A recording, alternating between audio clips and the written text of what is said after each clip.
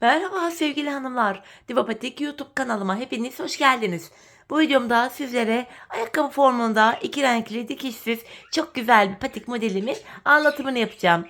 Ben patiğimde pembe ve beyaz olmak üzere 2 adet piyasada rahatlıkla bulabileceğiniz patiklik iplerden kullandım. İplerimi şöyle bir kenara alıyorum. Hanımlar, kullandığım şişlerim ise 3 numara. Ben 3 numara kısa şişlerle patiğimi yaptım. Sizler misinalı şiş de kullanabilirsiniz. Elinizin ölçüsüne, örgünüze uygun şişleri tercih edebilirsiniz. Hemen modelimi de göstermek istiyorum. İşte modelimiz bu şekilde. İki renk üzerine böyle gayet güzel, hoş bir patik yaptım. Patiğimizde dikiş yok. Hiçbir şekilde bu şekilde bakın topumuzu da yine göstermek istiyorum. Gayet güzel, kolay ve şık bir model oldu. 5 işte zorlanan hanımlar bu modeli rahatlıkla yapabilirler. Hemen patiğimizi şöyle kenara koymak istiyorum. Bu patik benim elimin ölçülerine göre 37, 38 ve 39 numara ayaklar için uygun oldu. En iyi ölçüyü elde edebilmek için ayağınızı ölçerek yaparsanız çok daha iyi sonuçlar elde edebilirsiniz. Ben hemen patiğimin yapılışına geçmek istiyorum. Patiğimize bu bilek bölümünden başlayacağız hanımlar. Ben bu bilek bölümünde lastik uygulaması yaptım. Hemen başlayalım. Öncelikle ben 22 adet ilmeğimi şöyle atıyorum. 1, 2, 3, 4, 5, 6, 7, 8, 9, 10, 11, 12, 13, 14, 15, 16, 17, 18, 19, 20, 21 ve 22. 22 ilmekle başladık. Hemen bu ipimizi de şöyle bir tane düğüm atarak bağlayalım buraya. Sonradan açılma yapmasın kenarımız. Bu şekilde. Hanımlar şimdi geri dönüyorum. Patiğimizin burasını arka yüz olarak kabul ediyoruz. Bakın şöyle baktığımızda ters tarafı. Şimdi lastik uygulaması yapacağız hanımlar. İlk kenar ilmeğimi şöyle örmeden alıyorum. Hemen yanına bir ilmek düz örüyorum. Bir ilmek ters, arka yüzde böyle devam edeceğiz. Bir ilmek düz. Bir ilmek ters örüyorum. Bir ilmek düz. Lastik uygulaması yapıyoruz. Bir ters, bir düz. Bir ilmek ters, bir ilmek düz. Bir ilmek ters, bir ilmek düz. Bir ters, bir düz. Ters, düz. Bir ilmek ters örüyorum. Bir ilmek düz. Bir ilmek ters. Bir ilmek düz. Bir ters. Sonuncu ilmeğim düz denk geldi. Düz olarak ördüm. Patiğimizin arka yüzünde işlemi yaptık. Geri dönüyoruz. Şu an patiğimizin ön yüzündeyiz. Ön yüzü şöyle ayırt edebiliriz hanımlar. Şu başlangıç ipimiz eğer ki sol taraftaysa patiğimizin ön yüzündeyiz demektir. Bu lastik uygulamasını hanımlar ben biraz farklı yaptım. Hemen sizlere bu sıramızda onu göstereceğim. Arka yüzde ilmeklerimizi bir düz bir ters olarak örüyoruz. Ön yüzde de şöyle yapacağız. Bakın kenar ilmeğimi örmeden aldım. Buradaki düz ilmeklerimi örmeyeceğim. Buradaki düz ilmeğimi örmeden şişime alıyorum. İpim arkada. Bakın ipim arkadan geliyor. Arada bir ilmek tersim var. Bunu normal ters olarak örüyorum. Düz ilmeğimi örmüyorum hanımlar. Bakın sağ şişime örmeden aldım. İpim arka taraftan geliyor. Burada bir ilmek tersimi ters olarak örüyorum. Düz ilmeğimi örmeden sağ şişime alıyorum. Bir ilmek tersimi ters olarak örüyorum. İlmeğimi örmeden düz ilmeğimi şişime aldım. Tersimi ters olarak örüyorum. Burada hanımlar düz ilmeklerimizi örmüyoruz. İpimiz arkadan gelecek şekilde ipimiz arkadan geliyor. Ters ilmeklerimizi yine ters olarak örüyoruz. Bu lastiği ben çok sevdim hanımlar. Bu lastiği kullanmak istedim. Sizler dilerseniz ön yüzde de arka yüzde de yine bir düz bir ters normal örgü uygulamasını da yapabilirsiniz. Ben bu şekilde tercih ettim. Bu defa böyle yaptım. Bir ilmek ters. Artık sonuncu ilmeğim düz olarak burayı ördüm. Şimdi örgümüzün arka yüzündeyiz lastiğimizin. Arka yüzde ilmeklerimizin hepsini örüyoruz hanımlar. Bakın kenar ilmeğimi örmeden aldım. Burada bir ilmek düzüm var. Düz örüyorum. Bir ilmek tersimi ters olarak örüyorum. Bir düz, bir ters. İlmekleri örüyoruz hanımlar arka yüzde. Gördüğümüz gibi örüyoruz. Düz ilmekleri düz, ters ilmekleri ters olarak örüp sırayı tamamlıyoruz. Bir ilmek düz, bir ilmek ters, Sonuncu ilmeğim düz. Tekrardan geldik. Bakın şu anda ön yüzdeyiz. Şurada bakın hanımlar toplamda 4 sıra lastik yapacağız. Şimdi 4 tane şu şekilde sayıyoruz. Şu birinci lastiğimin ilmeği, şu 2. Toplamda 4 olacak. 1-2 sıra daha göstereyim hanımlar. Zaten lastik bitmiş olur o zamanlar. Kenar ilmeğimi örmeden alıyorum. Ön yüzdeyiz hanımlar. Düz ilmeğimi örmeden sağ içime aldım. Bu şekilde ters ilmeğimi burada yine ters olarak örüyorum. Düz ilmeğimi örmeden sağ şişime alıyorum. Ters ilmeğimi ters olarak örüyorum. Düz ilmeğimizi örmeden alıyoruz. Ters ilmeklerimizi örüyoruz. Düzleri örmeden alıyoruz. Tersleri ters olarak örüyoruz. Bu şekilde.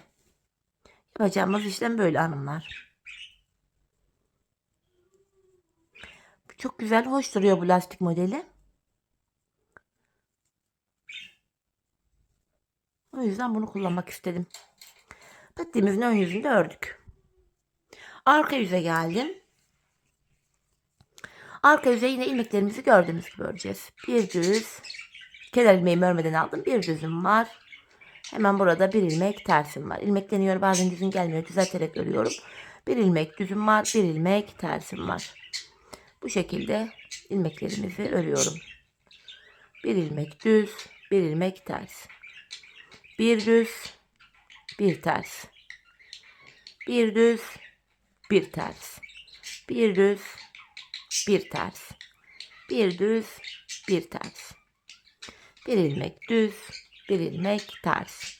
Düz. Ters. Sonuncu ilmeğim düz denk geldi. Düz olarak ördüm. Bu lastik arka yüzde gerçekten çok güzel bir görüntüsü yok ama bize de zaten lazım olan ön tarafı, bakın ön tarafta gayet ince gibi çok güzel duruyor. Hanımlar şimdi yine ön yüzdeyiz. Ön yüzde yine aynı şekilde bakın kenar ilmeğimi örmeden aldım. Düz ilmeğimi de yine örmeden alıyorum. İpim arka taraftan geliyor. Ters ilmeğimi ters örüyorum. Düz ilmeğimi örmeden alıyorum. Ters ilmeğimi ters olarak örüyorum. Düz ilmeğimi örmeden aldım. Ters ilmeğim ters örülüyor. Bu şekilde. Hanımlar ön yüzde ilmeklerimizi bu şekilde tamamlayalım. Arka yüzde de ilmeklerimizin hepsini gördüğümüz gibi, yani düz ilmekleri düz, ters ilmekleri de ters olacak şekilde örüp tekrar buraya gelelim. Evet hanımlar, ilmeklerimi ördüm geldim tarif ettiğim gibi. Şöyle bakalım, sayalım hanımlar. 1, 2, 3, 4. Burada 4 tane lastiğimiz olmuş bile patiğimizin bu bölümünde. Burasında. Şimdi modelimizi kuracağız. Bu modelimiz hanımlar arka taraftan kuruluyor. Arka taraftan beyaz ipimle kuracağım. Şimdi patiğimizin ön yüzündeyiz. Bu aşamada pembe ipimle ilmeklerimin hepsini sıra sonuna kadar düz olarak örüyorum. Hepsini düz örüyorum. Arka yüzden beyaz ipimi ekleyerek modelimi kuracağım. Gayet kolay bir model. Çok da şık oldu. Patiğimizin üstüne de yakıştı. Sizler dilerseniz beyaz ip kullanmayabilirsiniz. Tek renk olarak da yapabilirsiniz.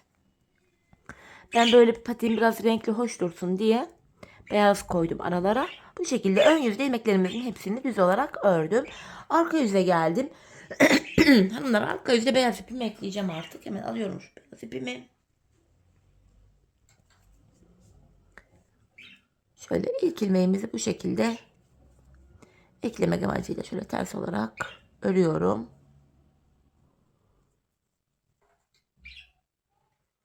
Hemen beyaz ipimin ucunu burada şu pembe ipime bağlayacağım ki patiğimiz açılmasın diye. Şöyle. Buraya düğümümüzü attık.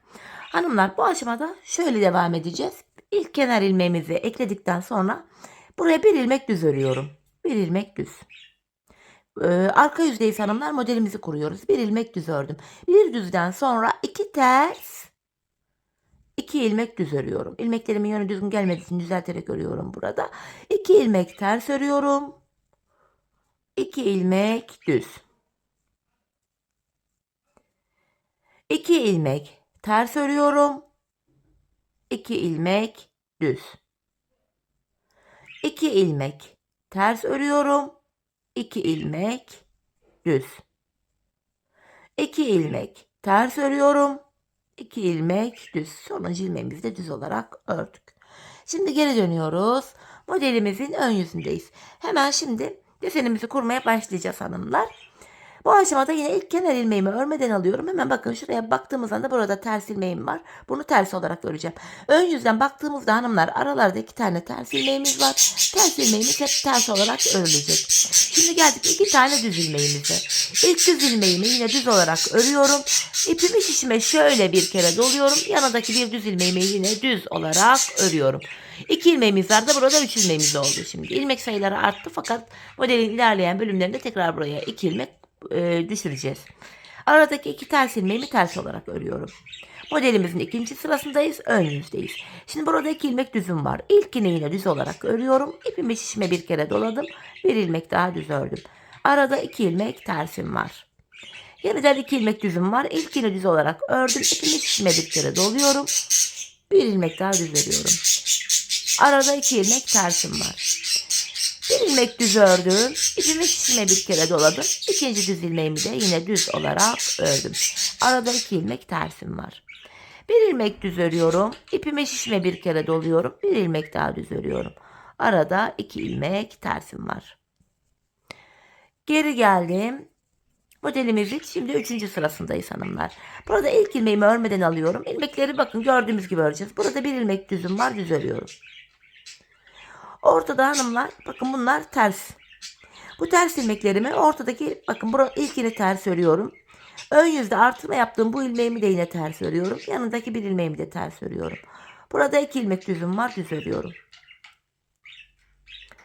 3 ilmek ters örüyorum. Artırma yaptığım ilmeğim dahil diğerlerini ters örüyorum. Ön yüzde 2 ilmek. Bakın şunları düz örüyorum hemen yanına. Tekrardan 3 ilmek ters. İlmekleri gördüğümüz gibi örüyoruz hanımlar bu aşamada. 2 ilmek düz örüyorum. 2 ilmek, 3 ilmek ters. 2 ilmek düz. 3 ilmek ters. Son 2 ilmeğimi de düz örüp 3. sıramı tamamlıyorum. Geri döndük. Modelimizde 4. sıradayız. 4. sırada da yine ilmekleri gördüğümüz gibi öreceğiz hanımlar. Kenar ilmeğimi örmeden alıyorum. Hemen yanında bir ilmek tersim var. Ters örüyorum. Burada 3 ilmek düzüm var. 3 düz. 2 ters. 3 ilmek düz örüyorum. 2 ilmek ters. 3 ilmek düz. 2 ilmek ters. 4. sırada da ilmeklerimizi gördüğümüz gibi örüyoruz. 3 ilmek düz. 2 ilmek ters. Tekrardan 3 ilmek düz ördüm. 2 ilmek ters. 4. sıramızda böylece tamamladık. Şeklimiz, görüntümüz böyle. Şimdi patiğimizin arka yüzündeyiz. Yani 5. sıradayız hanımlar. 5. sırada kenar ilmeğimi örmeden alıyorum. Yine ilmeklerimizi gördüğümüz gibi öreceğiz. Yanında bir ilmek düzüm var, düz örüyorum. 3 tersimi ters örüyorum. Yanına 2 ilmek düz. 3 ters. 2 düz. 3 ilmek ters örüyorum. 2 ilmek düz. 3 ilmek ters. 2 ilmek düz. 3 tane ters örüyorum. Son 2 ilmeğim de düz denk geliyor. Düz olarak örüyorum. Tekrardan geri döndük. Modelimizin 6. ve son sırasına geldik hanımlar. Şeklimiz böyle. Bu sıramızda artık artırdığımız ilmekleri geri toplayacağız. Kenar ilmeğimi örmeden alıyorum. Hemen yanında bir ilmek tersim var. Ters örüyorum. Şimdi hanımlar burada 3 tane ilmeğimiz vardı. Bu 3. ilmeğimi alıyorum. Bakın ortada 3 tane düz ilmeğim vardı. 3. ilmeğimi alıyorum şişime. Diğer 2 ilmeğimi de arkadan alıyorum. Bu 3 ilmeği şöyle yer değiştiriyoruz hanımlar. 3. ilmeğimiz önden, diğer 2 ilmeğimiz arkadan gelecek şekilde böyle saç örgüsü yapar gibi yer değiştirdik. Bu ilk ilmeğimi, bu 3. ilmeğimi öne geldi. Bunu düz olarak örüyorum. Ardından buradaki 2 ilmeğimi de ikisini bir keserek örüyorum. Burada artırdığımız ilmek sayıları tekrardan toplanmış oldu. Şöyle ikisini bir ördüm. Arada 2 ilmek tersim var. Ters örüyorum. Geldik diğer modelimize. 3 ilmeğimiz vardı. 3. ilmeğimi şöyle şişimi takıyorum. Önden gelecek şekilde aldım. Diğer 2 ilmeğim arkadan gelecek şekilde diğer şişimi aldım. Şöyle ilmekleri yer değiştirdik. Bu bir ilmeğimi, 3. ilmeğimi yani öne gelen düz olarak örüyorum. Hemen yanındaki 2 ilmeğimi de keserek örüyorum. Bu şekilde. Bu ilmeğimi de keserek ördüm. Arada 2 tane ters ilmeğim var. Ters örüyorum. Tekrardan devam ediyorum. Diğer modelimi yapacağım. 3. ilmeğimi alıyorum. Hemen yanındaki 2 ilmekle yer değiştiriyorum. Bu şekilde. İlk olarak bu tek ilmeğimi örüyorum. Sonra bu 2 ilmeğimi birden ikisini keserek örüyorum. Arada 2 tane ters ilmeğim var. Diğer modelimi yapıyorum. Bu 3. ilmeğimi aldım. Hemen yanındaki 2 ilmekle bunu yer değiştiriyorum. 3. ilmeğimi önden gelecek şekilde. İlk olarak bu ilmeğimi ördüm. Sonra bu 2 ilmeğimin ikisini bir keserek örüyorum. Arada 2 ilmek tersim var. Bu 3. ilmeğimi yine alıyorum. Bu 2 ilmeğimle yer değiştiriyorum. Önce bu tek ilmeğimi ördüm. Ardından bu 2 ilmeğimin ikisini bir keserek örüyorum. Hemen yanındaki 2 ilmeğim ters olarak örülüyor. Bu şekilde hanımlar ilk modelimizi kurduk. Şeklimiz oluştu. Şimdi geri dönüyorum. Hanımlar artık bu aşamada ben beyaz ipimi şöyle aradan geçirerek şekilde alacağım. Pembe ipimize geçiyoruz hanımlar. Beyaz modelimizle nasıl kurduysak pembe ile de aynı şekilde ikinci modelimizi yani burayı kuracağız. Şimdi pembe ile ilmeklerimi patimizin arka yüzünde yine modelimizin arka yüzünde yine modelimizi kuracağız arka yüzden. İlmekleri burada gördüğümüz gibi örüyoruz hanımlar. İlk ilmeğimi artık buradan ters olarak alacağım. İp geçişi olduğu için normalde ben sonuncu ilmeklerimi ördüğüm için ilk ilmeklerimi örmeden alıyordum. Fakat ip geçişi olduğu için burada ilk ilmeğimi ördüm. Hemen yanında bir ilmek düzüm var. Örüyorum. Burada tekrardan bakın hanımlar 2 ters 2 düz. Modelimizin ilk sırasına başladık. 6 sıradan oluşan modelimizin şu an ilk sırasına tekrardan pembe ipimizle başladık. 2 ters, 2 düz. 2 ters, 2 düz. İlmekleri gördüğümüz gibi öreceğiz. 2 ilmek ters, 2 ilmek düz. 2 tane ters örüyorum. 2 tane de düz. Arka yüzde modelimizin ilk sırasını yaptık. Geldik modelimizde ikinci sıramıza. Modelimizin ikinci sırasında da hanımlar yine kenar ilmeğimi örmeden aldım. Yanındaki bir tane ters ilmeğim var. Ters ördüm. Burada 2 tane düz ilmeğim var. İlkini düz örüyorum. İpimi şişime bir kere doladım. İkinciyi de düz ördüm. Arada 2 ilmek tersim var. Yeniden geldik 2 ilmek düzümüze. İlkini düz olarak ördüm. İpimi şişime bir kere doluyorum. Ajur yapıyorum. 1 ilmek düz örüyorum. Arada yine 2 ilmek tersim var. İlk ilmeğimi örüyorum. İpimi şişime bir kere doladım. 1 ilmek daha ördüm. Arada yine 2 ilmek tersim var. İlk ilmeğimi örüyorum. İpimi şişime bir kere doluyorum. 1 ilmek daha örüyorum. Arada yine 2 ilmek tersim var. 1 ilmek düz ördüm. İpimi şişime bir kere doladım. 1 ilmek daha düz örüyorum. Hemen buradaki 2 adet ters ilmeğimi de yine ilmeğimin yönünü düzelterek gideyim. Ters olarak örüyorum. Bu şekilde. İkinci sıramızda ördük bu bölümde. Geldik patimizin arka yüzündeyiz ve modelimizin 3. sırasındayız. Yine bakın ilk kenar ilmeğimi örmeden alıyorum. Hemen yanında bir ilmek düzüm var. Düz örüyorum. İlmekleri gördüğümüz gibi öreceğiz. Şimdi burada 3 ilmek tersim var. Ters örüyorum. Bakın artırdığım ilmek dahil yanındaki 2 ilmekle birlikte 3 ilmek tersimi ördüm. 2 düz. Kuşlar başladılar yine. 3 ters. 2 düz işte 3 ters olacak şekilde 3. sıramızı örüyoruz hanımlar. İlmekleri gördüğümüz gibi örüyoruz. Ters ilmekleri ters, düz ilmekleri de düz örüyoruz. 3 ilmek tersim var. 2 ilmek düz, 3 ilmek ters, 2 ilmek düz. Tekrar geri dönüyorum. Modelimizde 4. sıraya geldik. 4. sırada da yine ilmekleri gördüğümüz gibi örüyoruz. Kenar ilmeğimi aldım. Yanında bir ilmek tersim var. Ters örüyorum. Burada 3 düzüm var. Düz örüyorum. Tersleri ters, düzleri düz örüyoruz. 2 tersimi ters, 3 düzümü düz örüyorum. 2 ters ilmeğimi ters, 3 düz ilmeğimi düz. Yine 2 ters ilmeğime geldim. Ters örüyorum. 3 düz ilmeğimi düz örüyorum. 2 ters, 3 düz. Şimdi kalan son 2 ilmeğim de ters olarak örülüyor. Bu şekilde. Modelimizde şimdi hanımlar 5. sıradayız. 5 arka yüzdeyiz. 5. sırada da yine ilmekleri gördüğümüz gibi örüyoruz. Kafanız karışmasın diye her ördüğüm sırayı tek tek söylemeye çalıştım. Bu 5. sıramızda ilmekleri gördüğümüz gibi örüyoruz. Ters ilmeklerimi ters örüyorum. Düz ilmeklerimi düz örüyorum. Ters ilmeklerimi ters örüyorum. Düz ilmeklerim düz. Gördüğünüz gibi gayet kolay bir model. Yapması da zevkli. Kafa karıştıracak bir tarafı yok. Denemenizde fayda var diyorum. Son 2 ilmeğimi de düz olarak ördüm. Geldik modelimizde 6. ve sonuncu sıramıza hanımlar. Yeniden burgu işlemini yapacağız. Öncelikle ilk kenar ilmeğimi alıyorum. Hemen yanında bir ilmek tersim var. Ters olarak örüyorum. Bakın hanımlar, önde 3 ilmeğim vardı. Bu 3 düz ilmeğim. 3. ilmeğimi alıyorum. Buradaki 2 tane ilmeğimi alıp arkadan geliyor bu 2 ilmek. Bu 3. ilmek de önden gelecek şekilde böyle yer değiştiriyorum. Burgu işlemi yapıyorum bir nevi. Bu tek ilmeğimi tek olarak düz olarak ördüm. Bu 2 ilmeğimi de ikisini bir keserek örüyorum. Arada 2 ilmek tersim var. Ters ördüm. Yeniden burgu işlemini yapacağız.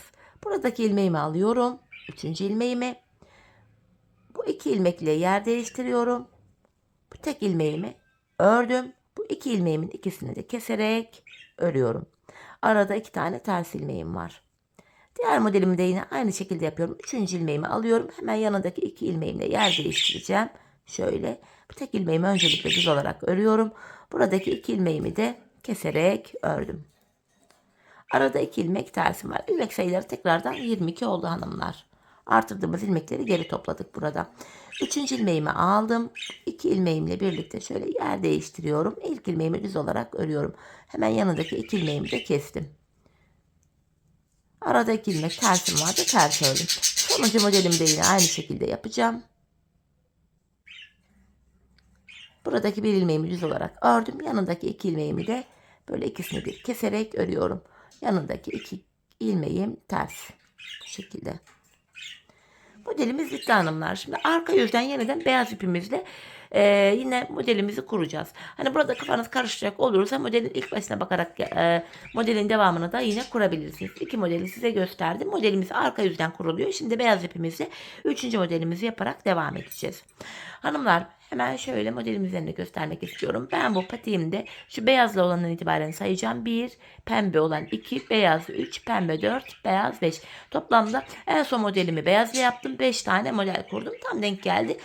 Boyut olarak da çok uygun oldu hanımlar. Sizler de benimle bu modelin bu ön modelli tarafını aynı sayılarda yapabilirsiniz. Şimdi hep birlikte patiğimizin ön yüzündeki bu modellerimizi yapalım. En son bu beyaz rengimizle modelimizi yapalım, gelelim. Sonra da birlikte patiğimizin burnuna geçelim. Evet sevgili hanımlar, ben toplamda 5 adet desenimi kurdum ve geldim. Sayalım: 1, 2, 3, 4 ve 5. Sonrasında geri dönüyorum artık. Arka yüzden yeniden pembe ipimize desen kuracaktık ama artık kurmayacağız hanımlar. Çünkü desenli bölümümüz bitti. Hemen şu beyaz ipimi arkadan geçirerek şöyle aradan alarak alıyorum. Hanımlar, bu aşamada artık beyaz ipimizi kullanmayacağız. İlmeklerimizi pembe ipimiz ile sıra sonuna kadar ters olarak öreceğiz. Bu şekilde ilmeklerimizin hepsini ters öreceğiz. Beyaz ipimizi de burada işimiz kalmadığı için hemen beyaz ipimi de keseceğim, kalabalık yapmasın elimin altında. Patiğin devamında artık tamamıyla hemen beyaz ipimi de şöyle sarıp kaldırayım.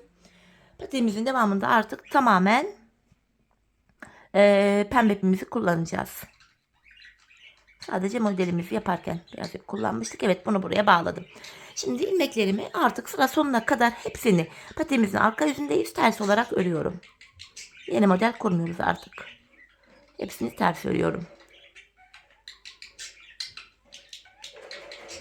Bu şekilde.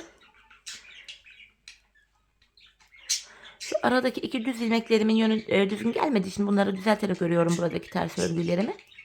Sizlerin ilmek yönünüz düzgün geliyorsa sıkıntı yok hanımlar. Toplamda 22 adet ilmeğim vardı. Hepsini ters olarak örüyorum. Bu şekilde. Şimdi geri dönüyorum. Patiğimizin ön yüzündeyiz. Artık burun tarafındaki kesmelerimize başlayacağız hanımlar. Bu kenarlardan kesim işlemlerini yapacağız. Bunları da şöyle yapıyoruz. Hemen sizlere anlatacağım onu da. İlk kenar ilmeğimi örmeden aldım. Hanımlar, bu öndeki 2 ilmeğimi aynı anda örüyorum. Yani burada sola doğru bir kesim yapmış oluyorum. Bu şekilde buraları yapıyoruz şu anda. Şimdi diğer ilmeklerimi düz olarak öreceğim. Ta ki son 3 ilmeğim kalana kadar. Artık patiğimizin ön yüzünde düz örgü, arka yüzünde de ters örgü uygulaması yapacağız. Son 3 ilmeğim kalana kadar bakın son 3 ilmeğim. Buradaki ilmeklerimi de hanımlar kesim yerlerimiz düzgün düşsün diye sağa doğru kesim yapacağım. Yani şöyle içeriden girip kesim yapabiliriz. Ya da ilmeklerin yerini değiştirerek de yapabiliriz. Ben bunu şöyle içeriden girerek yapmaya çalışacağım. Şöyle sağa doğru kesim yaptım. Sonuncu ilmeğimi düz örüyorum. Şişimizde şu anda 2 ilmeğimiz eksildi, 20 ilmeğimiz kaldı. Patiğimizin arka yüzündeyiz. Arka yüzde kesme işlemi yapmıyoruz hanımlar. İlmeklerimizin hepsini ters örüyoruz.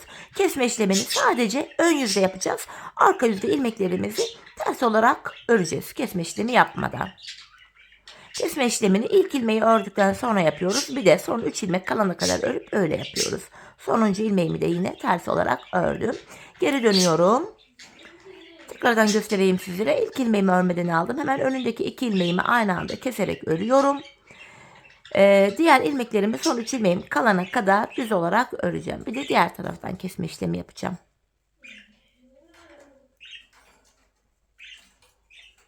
Bakın burada son 3 ilmeğim kaldı. Burada da sağa doğru kesim yapacağız. Şöyle de yapabiliriz hanımlar. İkinci ilmeği ilk ilmeğin önüne getirip şöyle bırakıp ikisini bir kesince böyle de sağa doğru kesim yapmış oluyoruz. Sonuncu ilmeğimi de yine düz ördüm. Arka yüzde hiçbir işlem yok hanımlar. İlmeklerimizin hepsini ters olarak öreceğiz. Bu arada şişimizde 18 ilmeğimiz kaldı. Her kesme işleminde ilmeklerimiz ikişer ikişer azalıyor. Bu şekilde patiğimizin burnunu yapıyoruz. Sonuncu ilmeğimi de yine ters örüyorum. Geldik ön yüzümüze. Ön yüze de hanımlar ilk ilmeği ördükten sonra kesim yapacağız. Bir de son 3 ilmek kalana kadar örüp öyle kesim yapacağız. Arka yüzüne kesim yapmadan ilmekleri ters öreceğiz.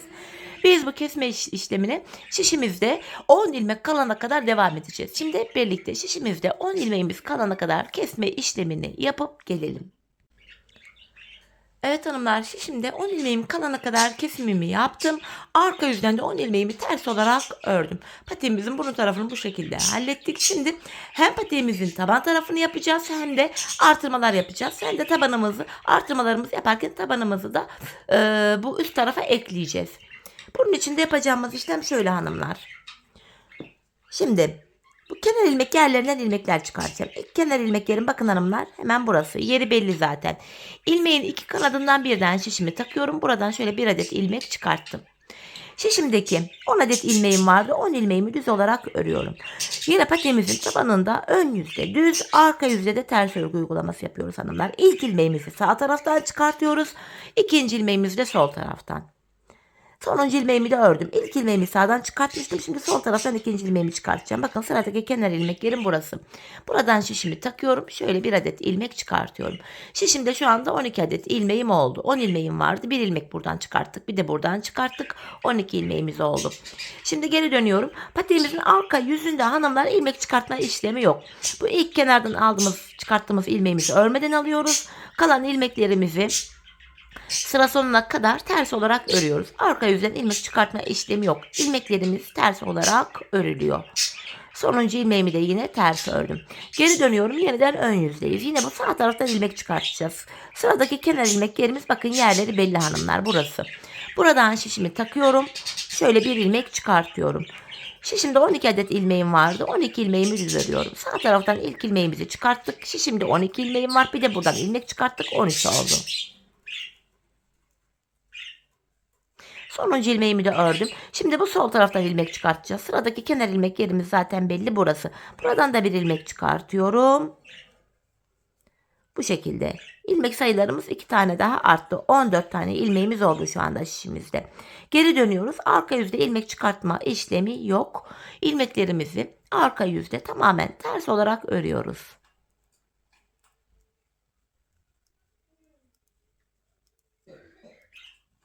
Sonuncu ilmeğimi de yine ters ördüm. Tekrardan geri dönüyorum. Ön yüzdeyiz. Yeniden şu sağ taraftan bir ilmek daha çıkartacağım. Sıradaki kenar ilmek yerim zaten yeri belli hanımlar burası. Buradan şişimi takıyorum. Şöyle bir adet ilmek çıkartıyorum. Şişimde 14 ilmeğim vardı. 14 ilmeğimin hepsini düz olarak öreceğim. 14 ilmeğim vardı. Bir de buradan çıkarttım 15. Birazdan sol taraftan da bir ilmek çıkartacağım. 16 ilmek olacak. Her seferinde ilmek sayılarımız ikişer ikişer artacak. Buradaki kenar ilmek yerimizde zaten yeri belli hanımlar. Bakın şurası. Hiç sıra atlamadan birer birer ilmekler çıkartıyorum oradan.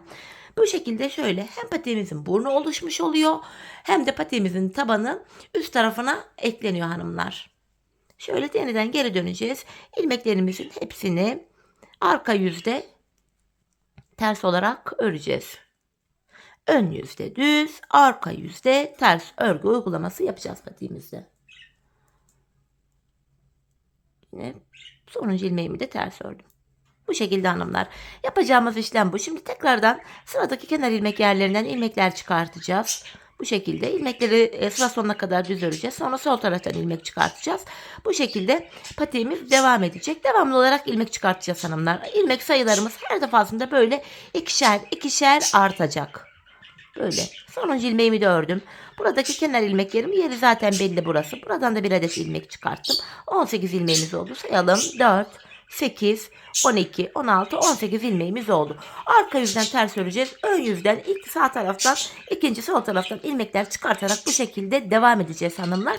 Hanımlar biz bu ilmek çıkartma işlemine bakın. Son pembenin yanında hemen bu beyaz bittikten sonra hemen ilk pembe kenar ilmek yerimiz burası. Bu tarafta da hemen buraya denk geliyor burası. Buraya kadar devam edeceğiz. Oraya kadar da şişimizde toplamda 52 adet ilmeğimiz olacak. İlmek sayılarımız artacak.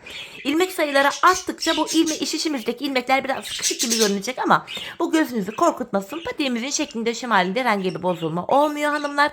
Tabanımızı yaptığımız için, yani patiğimizin bu bölümünden bahsediyorum. Buralarda ilmek sayıları arttığı için şişimizde sıkışık bir görüntü oluşacak. Fakat arkalarını yaparken tekrardan bu açılacak. Yani patiğimizde herhangi bir bozulma olmayacak.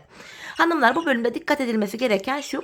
Bakın burada ip geçişleri olduğu için ilk ilmeklerimizi örerek devam etmiştim. Bu sizin kafanızı şöyle karıştırmasın. Şöyle yapacağız.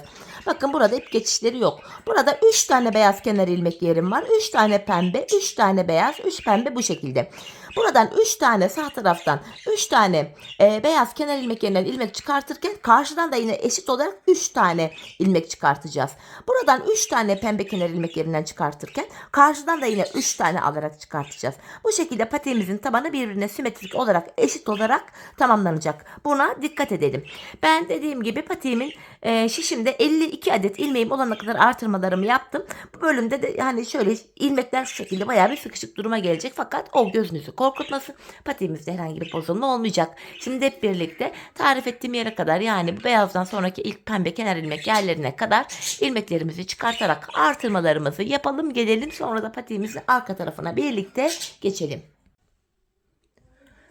Evet sevgili hanımlar, ben tarif ettiğim yere kadar ördüm ve geldim. Bakın sondan bu bölüme kadar ördüm. Toplamda burada da 52 adet ilmeğim oldu. Son 52. ilmeğimi buradan çıkarttım. Arka yüzden de ilmeklerimi ters olarak ördüm. Buraya geldim. Şimdi patiğimizin bu arka bölümünü yapacağız. Artık yanlardan ilmek çıkartma işi bitti. Gördüğünüz gibi ilmeklerimiz burada biraz sıkışık gibi duruyor ama bu gözünüzü korkutmasın. Arkasını ördükçe bura açılacak. Patiğimizin arka bölümünde bu her iki şişimizin ucundaki 6'şer ilmeğimize de haroşa örgü uygulaması yapacağız.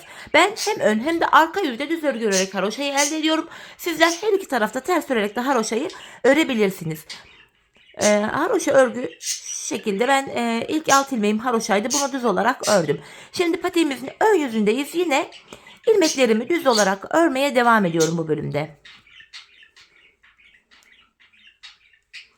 Bu şekilde düz olarak ilmeklerimi sıra sonuna kadar öreceğim. Geri dönüşte de kenardaki son 6'şer ilmeklerimi yine düz öreceğim. Diğer ilmeklerimi, aradaki ilmeklerimi ters öreceğim hanımlar. Artık patiğimizin arka bölümüne geçiş yapmış olduk böylece.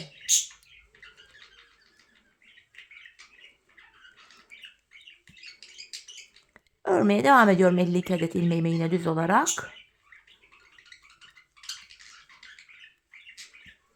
Düz örgü olduğu için burası birazcık hızlı örüyorum. Çünkü anlatılacak bir detay yok buralarda. Bakın son 6 ilmeğim yine haroşa olduğu için buraları da düz olarak sıra sonuna kadar öreceğim. Şimdi geri dönüyorum. Burada ilk 6 ilmeğimi düz öreceğim. Kenar ilmeğimle birlikte toplam 6 ilmek. Kenar ilmeğim 1, yanındaki ilmeğim 2, 3, 4, 5, 6. 6 ilmeğimi düz olarak ördüm. Şimdi diğer ilmeklerimi ters tarafa denk geldiği için, arka yüzde olduğumuz için ters öreceğim. Son 6 ilmeğimi düz öreceğim. Yani patiğimizin iki kenarına 6'şer ilmek haroşa öreceğiz. Kalan ilmekleri de ön yüzde düz, arka yüzde ters olacak şekilde örmeye devam edeceğiz hanımlar. Patiğimizin arka bölümünü de bu şekilde yapacağız. Artık arkasına geçtik. Burada ilmekler biraz sıkışık gibi görünebilir fakat birkaç sıra ördükten sonra açılıyor burası.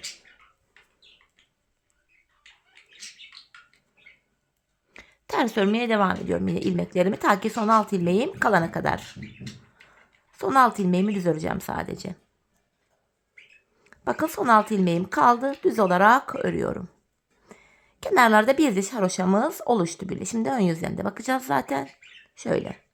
Şöyle baktığımızda da hanımlar burada da bir diş haroşamız oluştu. Bu kenarda da bir diş haroşamız oluştu. Ben bu patiğimin bu arka tarafına sevgili hanımlar bu bölüme 13 diş. Ben şöyle göstereyim diğer yandan da 13 sıra haroşa ördüm. Benim ölçülerime göre tam geldi. Sizler bu bölümde ayağınızı ölçebilirsiniz. Patiğinizin ön tarafınızı ayağınıza giyin. Bu şekilde giymesi tabii zor olacaktır. Bu ilmekleri yarıya kadar ördükten sonra biraz daha açılıyor burası. O şekilde ayağınıza giyin. Topuğunuzun bu bölümüne kadar örün. Ondan sonra bitirin hanımlar, topuğa geçeceğiz. Dediğim gibi ben 13 sıra haroşa ördüm. Tam geldi. Şimdi hep birlikte patiğimizin arka tarafını örelim, gelelim. Sonra da birlikte topuğumuzu keselim. Evet sevgili hanımlar, ben toplamda bu kenarımızda 13 sıra haroşam olana kadar ördüm ve geldim. Şimdi topuğumuzu keseceğiz. Topuk kesiminde ikide bir ilmekleri saymayalım, kolaylık olsun diye bu şekilde ön yüzden sol taraftan 22 adet ilmeğimi ayıracağım. Sayalım: 2, 4, 6, 8, 10, 14, 15, 16, 20, 22. Hemen ilmeklerin arasından yeri belli olsun diye bir ip geçireceğim şöyle. Sırf 22 ilmeğimizin yeri belli olsun diye. Şimdi topuk kesimine başlayacağız. Patiğimizin topuk kesiminde yine kenardaki 6 adet haroşa ilmeğimizi haroşa olarak örüyoruz. 6 ilmeğimi haroşa ördüm. Sonra düz olarak öreceğim. Sayarak devam edeceğim. 7, 8, 9, 10. 11, 12, 13, 14, 15, 16, 17, 18, 19, 20. 21 ilmeğimi örüyorum. 22. ilmeğimi örerken öndeki 2 ilmeğimi alıyorum. Bakın hanımlar, şöyle ikisini bir keserek örüyorum. 21 ilmek ördüm. 22. ilmeğimi örerken kesim yaptım. Hanımlar, zaten buraya da 22 ilmek ayırmıştık. Burada da 22. ilmeğimizi örerken kesim yaptık. Hemen bu aradaki ilmeklerime bakıyorum şuraya. 7 adet ilmeğimiz kalmış. Her defasında bu 7 ilmeğimiz birer birer eksilecek ve patiğimizin topuğu oluşacak. Şimdi tekrar geri dönüyoruz. Arka yüzdeyiz. Bu ilk kesmiş olduğumuz ilmeğimizi örmeden şişimize alıyoruz. Buralar ters tarafa denk geldiği için buradaki ilmeklerimi ters olarak örüyorum. Sadece kenardaki son 6 ilmeğimi düz öreceğim. Çünkü patiğimizin kenarında 6 ilmek haroşamız var. Son 6 ilmeğim düz örüyorum haroşalarımı. Evet, sıra sonuna geldik. Şimdi geri dönüyorum. Yine bir önceki sırada yapmış olduğumuz işlemin aynısını şimdi yapacağız. İlk 21 ilmeğimi öreceğim. 22. ilmeğimi örerken kesimimi yapacağım. Kenardaki 6 ilmek haroşamı ördüm. Sayarak devam ediyorum. 7, 8, 9, 10, 11, 12, 13, 14, 15, 16, 17, 18, 19, 20, 21. Yine ilk 21 ilmeğimi düz olarak ördüm. 22. ilmeğime gelince şu öndeki 2 ilmeğimi alıyorum. İkisini beraber şöyle keserek örüyorum. 2 kez kesimimizi yaptık. Bir önceki sırada burada 7 ilmeğimiz vardı. Gördüğünüz gibi şimdi 6 ilmeğimiz kaldı şu arada ayırdığımız yerde. Hanımlar, şimdi yapacağımız işlem şu: arka yüzden ilmekleri ters öreceğiz. Ön yüzden yine ilk 21 ilmeğimizi örüp 22. ilmeğimizi örerken kesimimizi yapacağız. Bu şekilde biz bu işleme şuradaki son 6 ilmeğimiz, yani iple ayırdığımız yere kadar, buraya kadar, buradaki son 6 ilmeğimiz bitene kadar devam edeceğiz. Böylece patiğimizin topuğu oluşacak.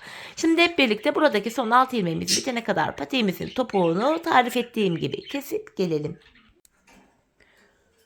Evet hanımlar, ben bu işaret koyduğum yere kadar ilmeklerimi kestim, geldim. Bu şekilde bakın patiğimizin topuğu oluştu. İlk başta buraya 22 adet ilmeğimizi ayırmıştık. Şimdi burada da 22 adet ilmeğimiz var. Yani iki şişimizdeki ilmek sayıları da birbirine eşit. Bu aşamada patiğimizin düz tarafı içeride, tersi de dışarıda kalacak şekilde şöyle ikiye katlıyoruz. Kesim yapmaya başlayacağız. Ben tığ ile kolay kesim yapabildiğim için tığımı elime aldım. İlk kesimim şöyle: benden taraftaki şişten bir ilmek, diğerinden de bir ilmek alıyorum. İkisini bir topluyorum. Sonrakilerde de şöyle devam ediyorum. Benden taraftaki şişimden bir ilmek, diğerinden de bir ilmek alıyorum. 2 ilmeğimi birbiri içinden geçirip bıraktım. Tığımdaki 2 ilmeği topluyorum. Benden taraftaki şişten bir ilmek, diğerinden de bir ilmek aldım. 2 ilmeğimi birbiri içinden geçirip tığım ile topluyorum. Karşılıklı olarak şişlerimizden birer tane ilmek alıyoruz ve Bu ilmeklerimizi birbiri içinden geçirip tığımız ile topluyoruz hanımlar. Gizli kesim oluyor bu. Ben patiklerimde genelde bu kesimi tercih ediyorum. Sizler bildiğiniz, dilediğiniz farklı yöntemler varsa onu da kullanabilirsiniz. Bu tek taraflı kesim olduğu için bu patikte ben bunu daha çok beğeniyorum, daha çok tutuyorum. Tabii herkesin zevki, yapma şekli birbirinden farklı olabilir. Sizler dilediğiniz gibi topuk bölümünü yapabilirsiniz. İlmeklerimizi yine sırasıyla birbiri içinden geçirip kesiyoruz hanımlar. Karşılıklı olarak şişlerden birer tane ilmek alıyoruz. Bu ilmekleri birbiri içinden geçiriyoruz. Tığımız ile de topluyoruz. Gayet kolay bir topuk yöntemi var bunun. Bu modelin, bu patiğin. Ben genelde 5 şiş patiklerimde de aynı tarz topuk yöntemini kullanıyorum. Bu şekilde devam ediyorum hemen. Son 3'er ilmeğim kaldı şişlerimde. Bu defa videoyu kesmedim hanımlar. Baştan sona topuğumuzun kesimini gösterdim. Son ilmeklerimi de şöyle yapıyorum. Ben her taraftaki şişimden bir ilmek, diğerinden de bir ilmek alıyorum. Artık şişlerim boşa çıktı. Sonrasında bu tığımdaki 3 ilmeği birden şöyle topluyorum. 2 tane de sıkı bir zincir çekiyorum buraya. Sıkıyorum burayı bayağı bir. Artık ipimizi de kesiyoruz. Hemen unutmadan hanımlar bu iplerimizi de buralarda gizleyelim. İplerimizi de gizlemeyi unutmayalım hanımlar, patiklerimizin iç tarafına doğru ilmek aralarından geçirerek. Bu gerçekten önemli bir detay. Bunu atlamayalım. Şöyle. Başlangıç ipimiz vardı. Bakın bu ilk patiğe başladığımız minik ipimiz vardı. Bu ipimizi de böyle ara ilmek yerlerinden şöyle geçirerek arkadan bu şekilde aralardan geçire geçire bunu da gizliyorum. Şöyle. Hatta ipimizin fazlasını da bu şekilde keseceğim. Tamamen iplerimizi de bu şekilde gizlemiş olduk. Hanımlar, patiğimiz şekil itibariyle bakın. Hemen gösteriyorum. Şöyle. Patiğimizin şekli bu şekilde oluştu. Hemen manken ayağıma da giydirmek istiyorum. Hemen ayağıma bulayım. Evet. Ayağımız da burada. 37, 38, 39 numaralı uyumlu manken ayağıma da şöyle gözünüzün önünde patiğimi giydirdim. Bakın. Bu şekilde. Topuğumuza da bakın şu şekilde bakın. Yandan, alttan, arkadan her şekilde patiğimiz bu şekilde. Gördüğünüz gibi gayet kolay, örmesi de oldukça zevkli bir model. Evet hanımlar, bugün de yine birlikte bir güzel modelin daha sonuna geldik. Umarım videomu, modelimi beğenmişsinizdir. Yeni modellerde, yeni videolarda buluşmak dileğiyle şimdilik hoşça kalın, sağlıcakla kalın.